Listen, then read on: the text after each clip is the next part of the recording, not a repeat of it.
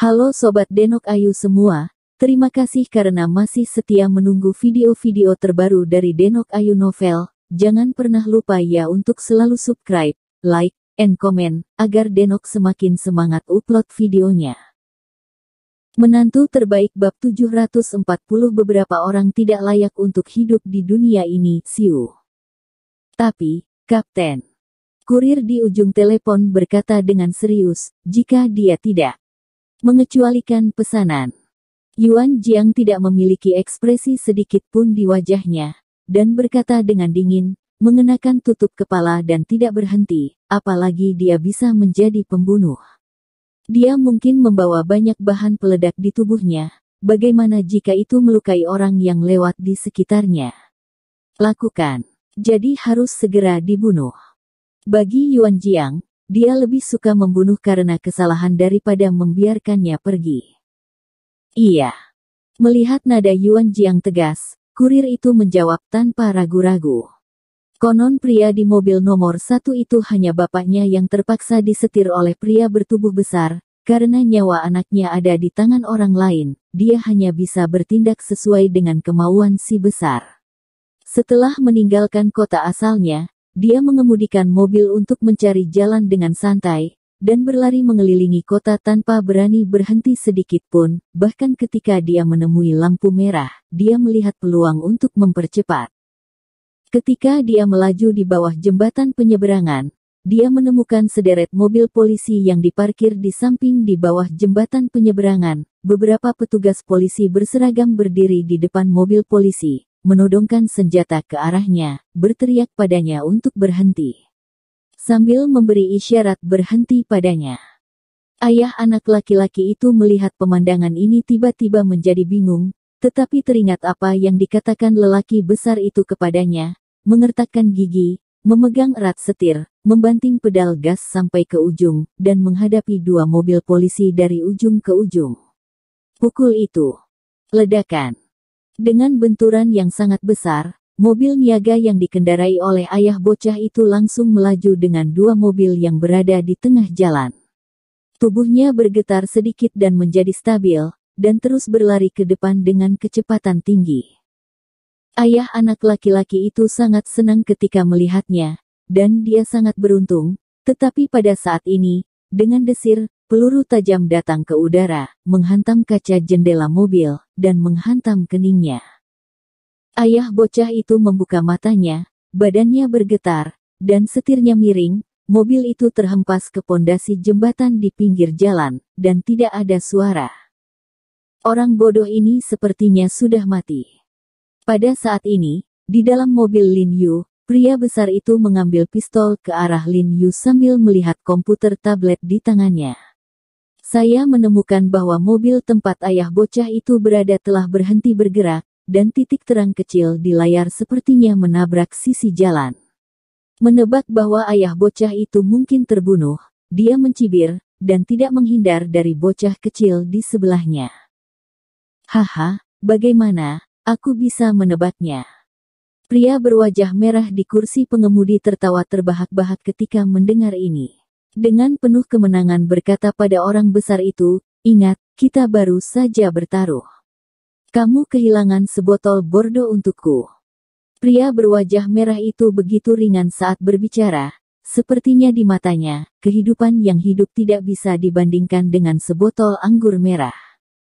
Lin Yu melihat ke depan dengan penuh perhatian, dan menemukan bahwa mobil Jiang Yan dan yang lainnya sepertinya telah menghilang. Ketika dia bingung, dia tiba-tiba mendengar kata-kata pria besar itu, kulitnya berubah tiba-tiba, dan dia menoleh dan menatap dengan heran.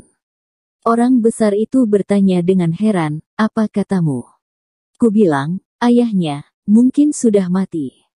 Pria besar itu tersenyum pada Lin Yu, lalu menundukkan kepalanya dan menggelengkan seluruh tubuhnya. Anak kecil yang terisak itu berkata, nak, jangan menangis, ayahmu sudah mati.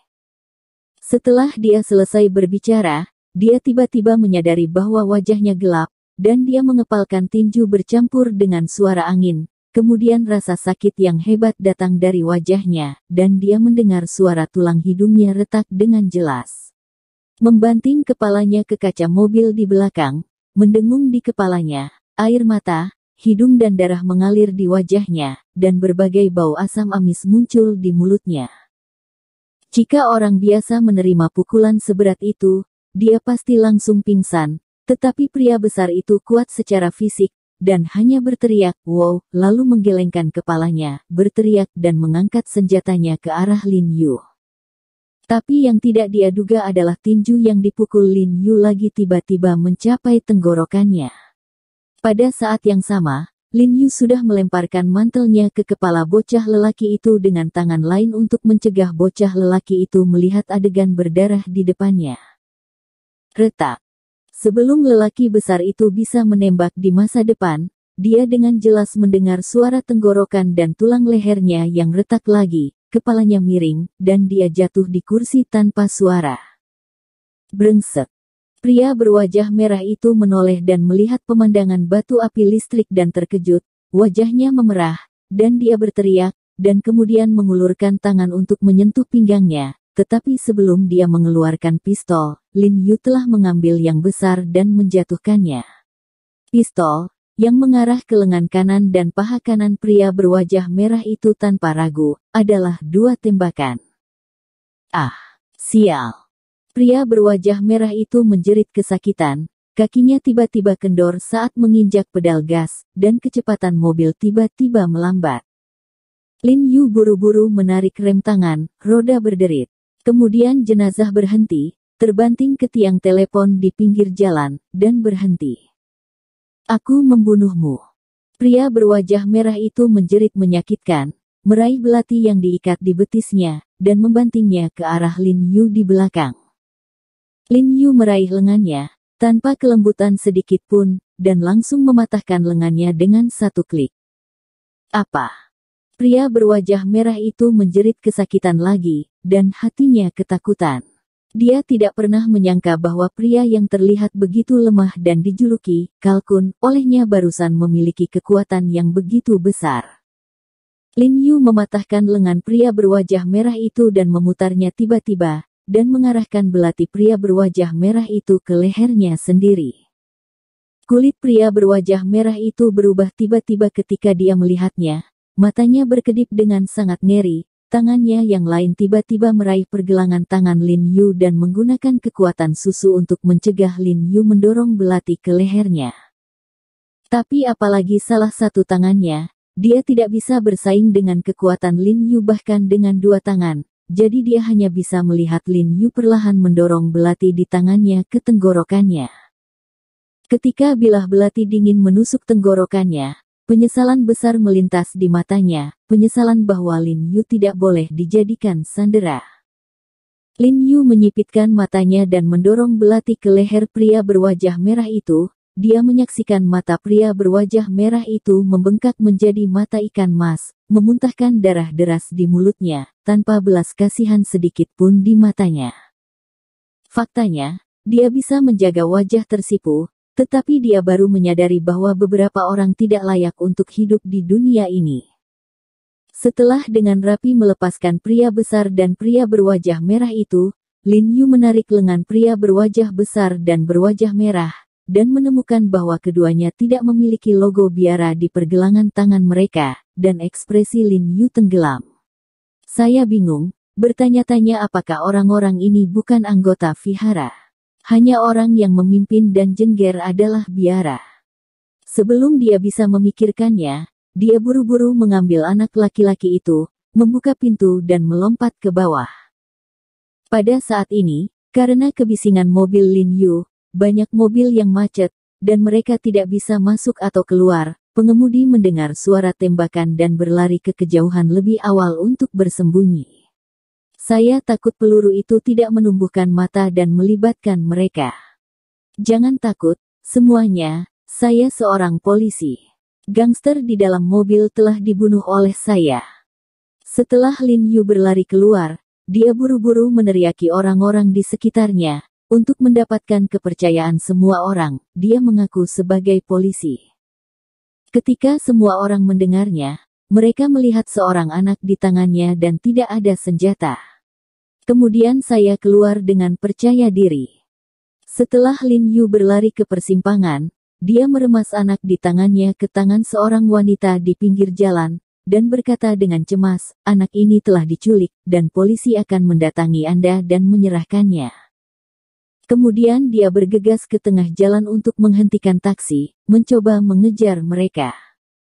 Tapi taksi di jalan melihatnya berlumuran darah, dan melewatinya dengan cepat kemanapun dia berani berhenti. Tiba-tiba, Lin Yu cemas dan benci bahwa keterampilan mengemudinya terlalu brengsek, kalau tidak dia akan bisa mengemudi untuk mengejar ketinggalan saat ini. Akun publik, hitung mundur, Jiang Yan telah mengubahnya. Retak. Pada saat ini, rem tajam terdengar dan kendaraan off-road hitam tiba-tiba berhenti di depan Lin Yu. Naik. Pria di dalam mobil sedikit mencondongkan tubuh ke depan dan berkata dengan suara yang dalam kepada Lin Yu. Tan Kai. Lin Yu melihat bahwa orang yang duduk di kursi pengemudi adalah Tan Kai, dan dia sangat gembira. Tanpa sepatah kata pun, dia bergegas ke dalam mobil. Tan Kai menginjak pedal gas dan dengan sigap mengejar ke depan lagi. Kakak Tan, kenapa kamu di sini? Tuan He, kenapa kamu di sini? Begitu Lin Yu masuk ke mobil, dia dan Tan Kai saling bertanya hampir pada waktu yang bersamaan. Oh, saya baru saja disandera oleh mereka. Lin Yu menjelaskan dengan tergesa-gesa. Sandera. Tan Kai menatap Lin Yu dengan heran. Jelas saya tidak menyangka Lin Yu akan disandera. Setelah melihat darah di Lin Yu, dia terkejut. Apakah kamu terluka? Tidak, ini darah kedua pembunuh itu. Lin Yu berkata dengan suara yang dalam. Apakah kamu melakukannya? Tan Kai bahkan lebih terkejut dan buru-buru berkata, bagaimana dengan sandera yang lain? Saya memberikannya kepada orang-orang yang menonton di pinggir jalan. Lin Yu berbicara sebentar, dan hatinya sangat berat. Dia menyelamatkan bocah lelaki itu, tetapi dia tidak bisa menyelamatkan ayah bocah lelaki itu. Bagus. Tan Kai menghela nafas lega ketika dia mendengar kata-kata itu, dan berkata dengan penuh semangat, dengan cara ini, pembunuh di dua mobil telah dipecahkan.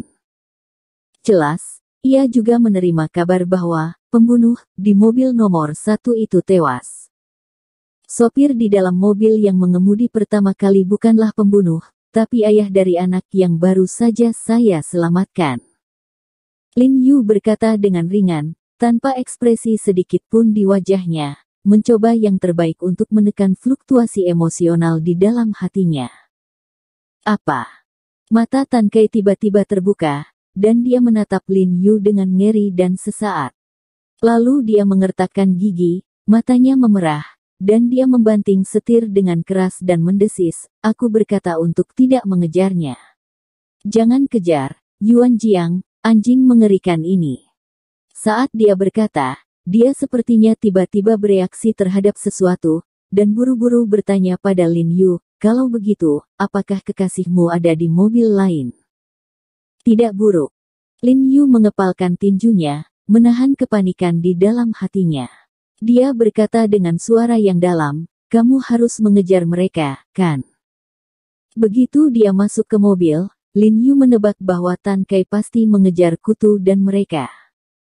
Jangan khawatir, kami memiliki transmisi lokasi, dan saya tidak akan pernah membiarkan sekelompok gangster ini melarikan diri. Tan Kai mengertakkan gigi, menginjak pedal gas, dan dengan cepat menyusul. Lin Yu tahu bahwa sekarang dua mobil pertama telah rusak. Kokskab akan segera tahu apakah mereka benar-benar mempertimbangkan untuk membiarkan Jiang Yan dan sandera lainnya pergi. Setelah masalah Yuan Jiang, Kokskab pasti tidak akan dengan mudah melepaskan sandera di tangannya, jadi Lin Yu sekarang tidak punya pilihan. Dia hanya bisa mengejar ke depan dengan keras, tidak peduli apa, dia harus menyelamatkan Jiang Yan. Untungnya, karena ada helikopter sipil untuk menemukan mereka, Tan Kai segera menyusul mereka sesuai dengan rute terpendek yang diberikan oleh kurir tersebut. Apa yang tidak disangka Lin Yu adalah selain mereka, ada dua mobil departemen Mi yang mengikuti mereka. Dan jaraknya sangat dekat, jadi mereka tidak takut ketahuan oleh Coxcomb. Sebenarnya, Yuan Jiang tidak peduli tentang hidup dan mati para sandera sejak awal, kan?